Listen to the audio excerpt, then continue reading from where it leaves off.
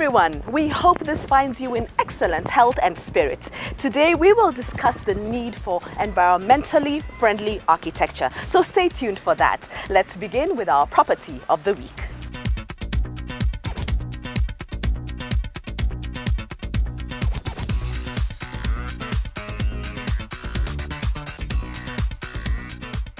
Today's property is located within a walking distance of Gashie town and only 6 minutes drive from Village Market. These are the Honey Bee Valley apartments, all 3 bedroomed. Let's go in.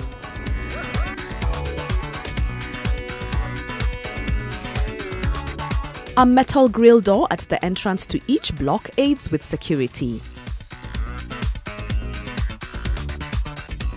Inside the apartments, ceramic floor tiles pave the entire floor area of 1,700 square feet. Cabling has been done for pay TV and internet.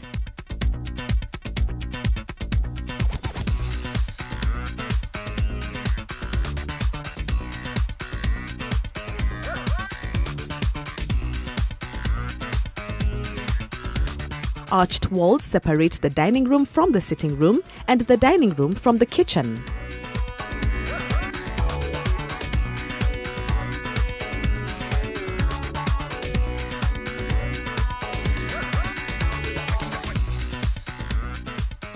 Space has been left for a 6-burner cooker and large refrigerator.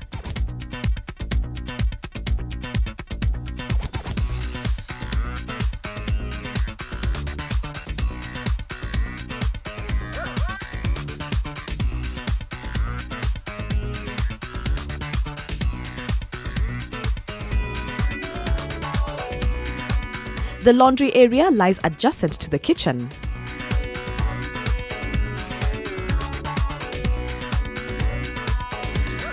The ceiling has a height of 3 meters, which is higher than usual, and in the 2 smaller bedrooms, this has the benefit of letting you comfortably place a double-decker bed, in addition to spicing up the room with treasured memorabilia placed on the curtain boxes.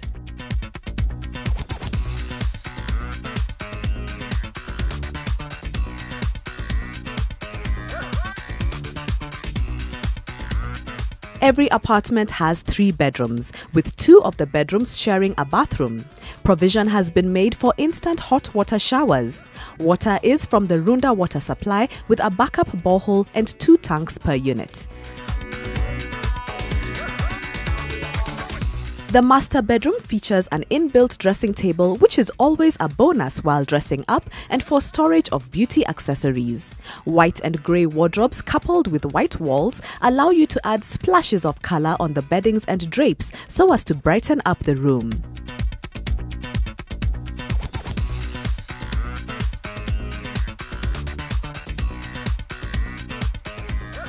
The master bathroom's inbuilt granite shelf also helps you to easily get at your bathing accessories.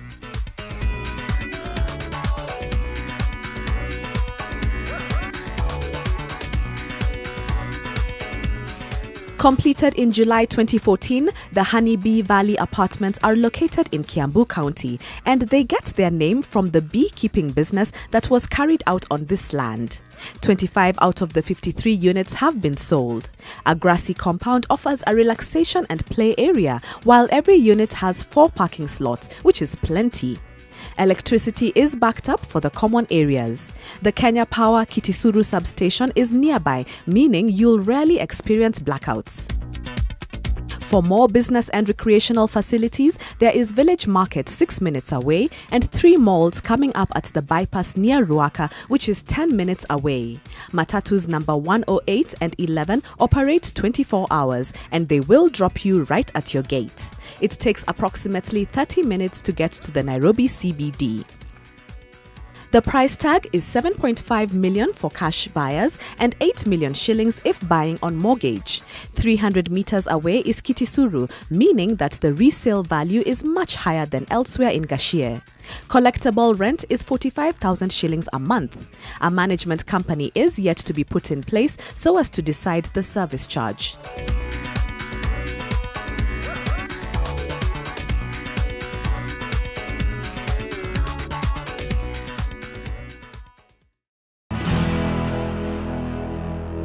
Last week, we featured different types of sinks. Today, we explore the different sink materials to suit your household. Sinks consist of one or multiple bowls with a faucet, drain with a strainer, and convenient accessories like sprayers and soap dispensers. Besides serving as a heavily used fixture for washing hands, preparing meals, and cleaning up and doing laundry, sinks are a prominent focal point in your home. Sinks are arguably the hardest working fixtures in a home. How many times do you use your current sink per day? With the home's evolution into a multifunctional hub of activity, sinks have had to keep up as well. The result is a legion of choices involving everything from materials to bowl configuration, each with their pros and cons. Stainless steel offers an excellent balance of cost, usability, durability, and ease of cleaning. Higher quality stainless steel sinks are made of thick steel to help prevent dents, scratches, and reduce noise. Look for vibration damping foam insulation on the underside of the bowls to deaden water drumming. Brushed satin finishes tend to hide water spots and scratches. Available in brushed and polished finishes, they are also corrosion resistant. Cast iron sinks have a layer of enamel that provides a hard, durable surface with a smooth, glass-like finish that makes them easy to clean. Enameled cast iron sinks come in a variety of exceptionally rich and deep colors to match any home decor. They have a long track record of being durable sinks. Cast iron lessens noise and vibration and holds water heat longer, but it is extremely heavy and its enamel coating can scratch and discolor over time. Solid surface sinks are made from a variety of stone types. Granite and marble are the most common materials. These sinks are heavy and they require substantial support. When coupled with a solid surface counter, they offer a great seamless look with no ridges or edges to catch gunk and grime. Their non-porous surface offers a sleek appearance, and because the color goes all the way through the material, these rimless and seamless sinks can be buffed to easily remove scratches. Seamless installation of solid surface sinks with countertops requires special fabrication and installation. Cast acrylic sinks are made of plastic molded into the shape of the sink and reinforced with fiberglass. They are an inexpensive solution compared to other sink materials, providing a surface that's resistant to stains and easy to clean and maintain. Fire clay sinks are fired at an extremely high temperature to produce an exceptionally durable, hard and glossy, non-porous surface that won't rust, fade or discolor. Resistant to chips, stains and scratches, and available in an array of colors and sizes, these low-maintenance sinks are highly resistant to bacteria associated with food preparation. Copper offers a unique blend of beauty and functionality. It's a highly durable metal which does not rust or tarnish and requires little maintenance. It's an extraordinary match for natural surfaces like wood and stone, with a surface that takes on an attractive aged patina over time. Copper sinks are handcrafted and each is unique. They also make living environments safer with strong antimicrobial properties that kill bacteria and viruses. Composite granite sinks are made of a mixture of materials that provide a sturdy, low-maintenance surface. Available in a range of composites, color and prices, they withstand hot cookware, although some materials are more durable than others. Composite sinks with high granite content are especially durable. Beyond materials, installation type and configuration, here are some additional points to ponder when choosing a kitchen sink. While the choice is obviously yours, the size of your kitchen usually dictates the size of sink you should install. Small galley kitchens will most likely be overwhelmed by a large sink, as you'll be sacrificing countertop space and it may just look out of scale. The general rule of thumb is to choose a single bowl sink for a small kitchen and a double or triple bowl sink for larger kitchens. Larger sinks may require customization. Make sure the sink you choose will fit in the base cabinet it is meant to be installed in. You will need to know the type of faucet setup you're going to use or already have in the event you're replacing an old sink. You will also need to decide whether you plan to use additional features like water treatment accessories and/or a soap dispenser for the purpose of specifying the correct number of holes in the sink. Decide how you will use the sink on a day-to-day basis to determine what configuration will work best for you. If it's a kitchen sink, do you hand wash your dishes most of the time? If that's the case, you may want a double bowl, one for washing and the other for rinsing or draining. However, if you use a dishwasher most of the time and only wash large pots and pans, you may want a large single bowl. Square corner and zero radius sinks look modern and high-tech, but they're harder to clean in the corners than sinks with a more generous corner radius. It's easier to swipe clean rounded corners than it is to get into tight corners. Take the time to become familiar with all the new features in sinks, and you will have a better chance finding one that will make your space more efficient. A prominent fixture in your home, a sink complements your decor and fixtures. Choosing the right sink is a decision that is both practical and aesthetic.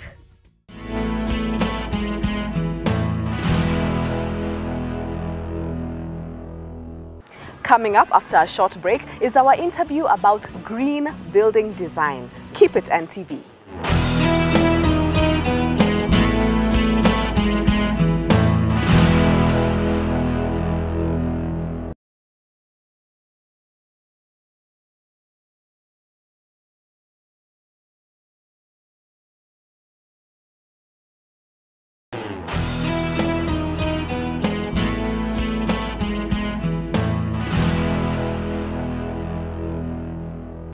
Welcome back.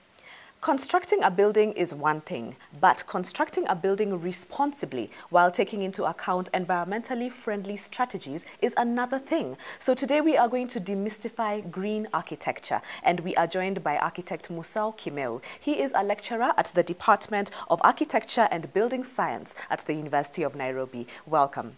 Thank you. All right, kindly start us off by explaining what is environmental design and what is the role of an environmental design consultant in construction.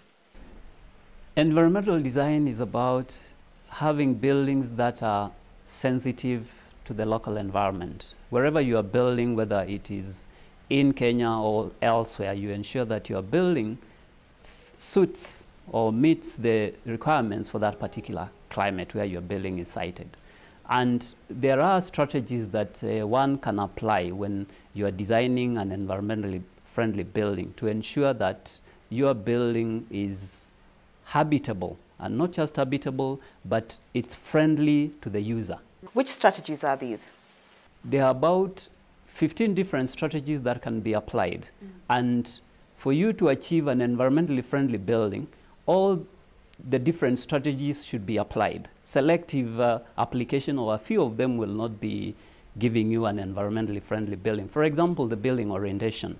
We are within the tropics where the sun is hot from morning to evening. You need to ensure that your building is oriented such that it's elongated along the east-west axis. Okay. You also ensure that windows in your building face majorly north and south, away from the sun movement. So that's important. You also ensure that your building is narrow in plan. The reason for this is to ensure that you get maximum natural daylighting, and at the same time you also achieve natural ventilation to your building.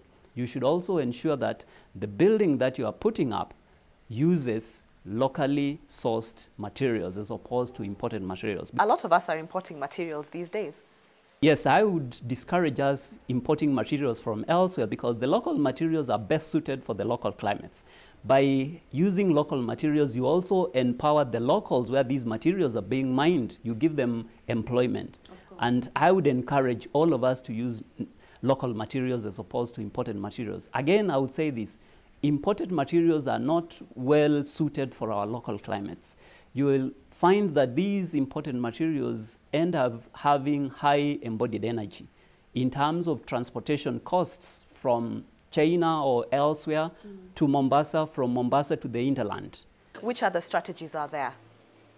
As your building is being designed, ensure that the toilet facilities, you use environmentally friendly sewerage system, as opposed to a situation where we end up with the systems that we use chemicals to treat our effluent, and we empty these to our rivers, polluting. For example, if you look at Earth River, It's polluted right from Nairobi all the way to the Indian Ocean. Should we be doing this? No. I would say no. It's not a good thing. Let's go for environmentally friendly sewerage systems, and they are there, we can be able to use them. Is a biodigester an example? Digester is an example of the same. Oxidation ponds, that's another example, and there are many others that we can be able to use. Reed bed systems also belong to the same category of environmentally friendly systems. When it comes to energy, it's important that you use renewable energy in your building. And renewable energy, we are talking of the very common hot water heating systems using solar. Yeah. We are also talking of use of photovoltaic panels for tapping electricity that you can be able to light and use in your building. We can also talk about wind energy. The geothermal power that we are developing in this country is also another example, and there are several others. When it comes to plant materials, and I know each one of us always dreams of having a home. When you have that home, or that place you call home, please plant materials that are locally sourced, indigenous materials, as opposed to importing that plant from the US. The plant from elsewhere will require fertilizer and a lot of water to sustain it, yes, as opposed to a local plant which is already suited for the climate, and all what you need is little maintenance. In your building, ensure that light colors are also used. The light colors, both inside and outside. Yes. Internally, because they will help to reflect light and ensure that the internal environment has a lot of light. Externally, because we are in the tropics, it's hot, you want to reflect heat away. Okay. Now, when it comes to windows, ensure that you have minimal glazed portions of your windows. Have minimal glass to your building facade. Now, glass has properties such that it can allow shortwave radiation to go through, but it cannot allow longwave radiation to go through. So, essentially what it means is that any heat that goes through glass, it constitutes heat buildup. And this heat buildup, you need to flush it out. And this is where you see people employing the use of air conditioning, mechanical ventilation in buildings. Now, one of the products of air conditioning is emission of carbon dioxide. Now, CO2 constitutes 50% of the global warming that we talk about, and the problems that we are faced today, climate change. Yes. So we need to ensure that our buildings release zero or minimal CO2 or carbon dioxide. Then how do we increase the coming in of natural light? How do we maximize that? The element of natural light to our building is it's a science. And there are people who are qualified to be able to ensure that your building, even with minimal windows, you are able to achieve maximum lighting. The issue is about how much light do you need for any task. And qualified architects will be able to design this without over providing the amount of light, because when you have too much light, again, it brings about glare. And you need to have less light, for example, for reading. It is important to ensure that we just get the right amount of light. But the balance in the tropical regions or hot climates is the balance of how much light do I get and how much heat do I get, because both light and heat come from the sun, same source. Yes. And we need to ensure that we cut down on the heat that gets into the building, but at the same time ensuring that we get maximum light. How then can we avoid having the air conditioning units? Is there a way to maximize natural air flowing through a room? Yes, and the simplest way is to have openable windows. Openable windows in the sense that they bring about air movement into the room. Now, there are several ways you can ensure that cross ventilation, having two windows on opposite sides of your room, ensures that there is air movement across the room. That is the simplest, and any architect who is designing your building should ensure that there is cross ventilation through every room. If the air comes in through the walls at low level, you can ensure that the air exits the room at high level, and that way you also achieve cross ventilation. Let's take an example of the award-winning building that you designed. What have you done there to maximize ventilation, especially in the larger spaces? This is the LRC at the Catholic University of Eastern Africa. This development consists of a ultra-modern state-of-the-art library and conference facility. And in the conference facility, beneath the seating area, we've introduced rocks. And these rocks, we've arranged them to form what we call a rock bed. And through the rocks, we are able to induce fresh air from outside. It passes over the rocks, and thereby the air being pre-cooled by the rocks. At the same time, from there we allow it into the conference hall. And this is a system which is, we can say we are naturally cooling the air as opposed to using air conditioning. In that large facility, there are no air conditioning units? There is no single air conditioning unit in the entire facility, and it has a seating capacity of 1,200 people. And therefore, we are able to naturally ventilate it.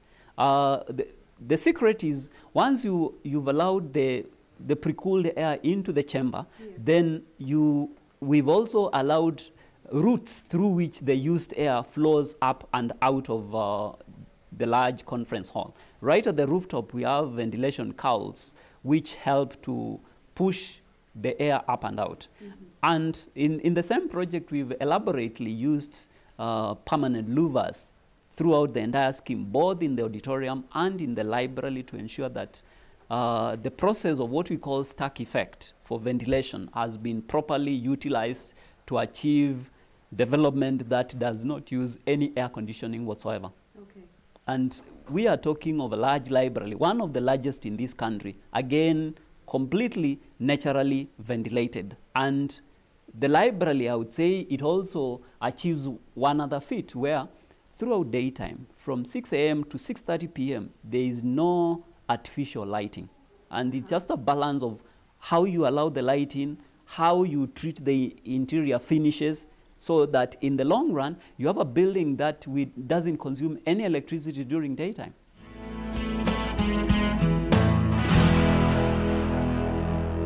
This is certainly a crucial topic in construction, which we cannot exhaust today. So we will continue this discussion next week. Up next is our property tidbit.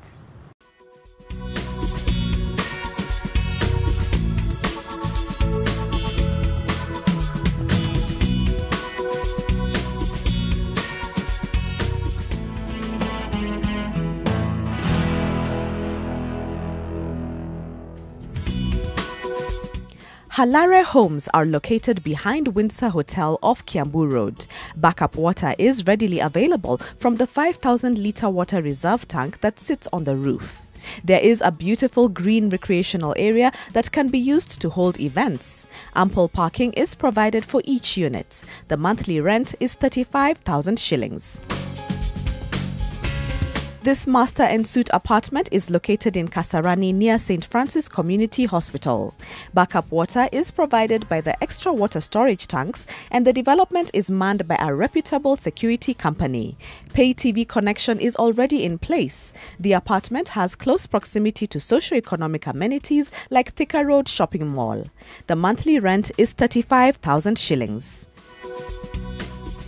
Located in Wangige off Mwitumo Road, this 3-bedroom bungalow is in its own compound. There is a garden area and a DSQ at the back of the house. Shopping malls, schools and hospitals are within the vicinity. The monthly rent is 40,000 shillings.